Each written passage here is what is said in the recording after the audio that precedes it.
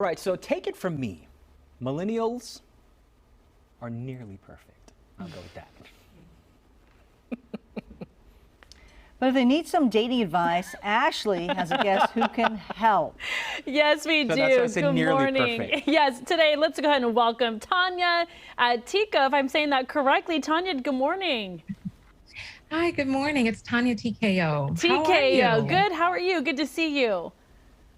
Yes, great to be here. Yeah, thank you. Okay, so Tonya, we're talking all things dating for millennials, which, to be clear, millennials, that's born between 1981 and 1996. It's also the kickoff of National Singles Week, not to rub it in, but let's be honest, it is. So we thought we would have you on to talk about matchmaking, millennial matchmaking, and kind of, moving forward, just some advice and tips when it comes to dating. So Tonya, let's just go ahead and start with, what is a millennial matchmaker?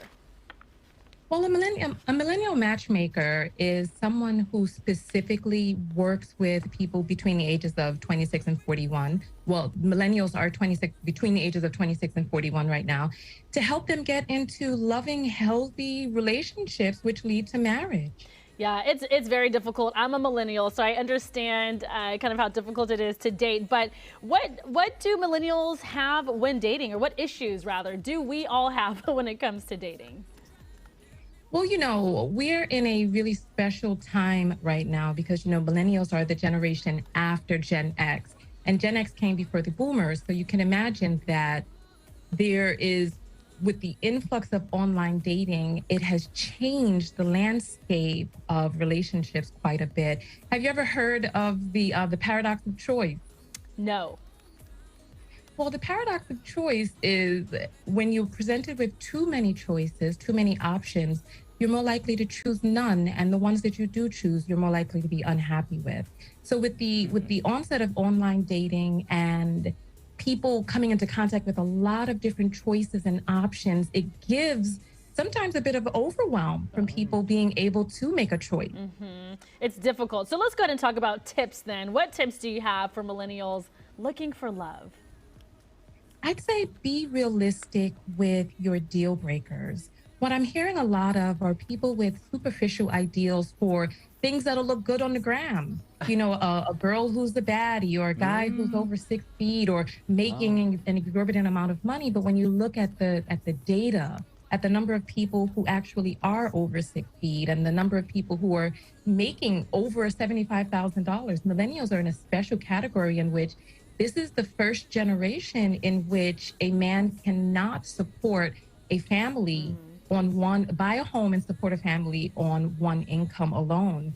And so it leaves the women and the men in a precarious situation where some of the men are not able to even move out of their homes.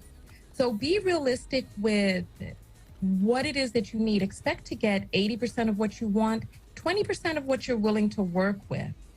Yeah, no, that's great. That's great advice. Tonya, thank you so much. We've just ran out of time, but what's your website or Instagram handle so people want to find you and ask questions and or use you, obviously, to be matched with their perfect person?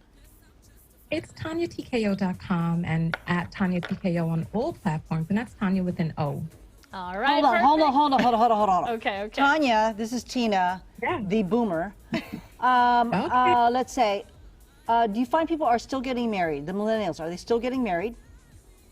It's interesting that you say that, because we're in a dangerous time right now where, Japan doesn't know if they're going to be a country in 150 years because women are opting out of dating because the men are unmarriageable.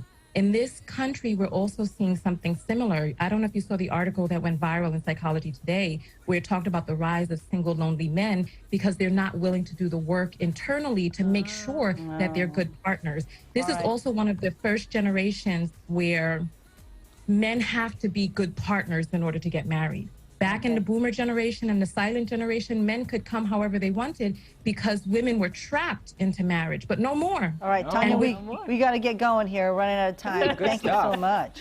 Ooh, wow, to bring you back. We need to have her back. We do. I have a lot more questions, but thank you, live Tonya. TV. Thank you so much, Tonya. Tonya TKO. All right. Yeah. Well, get your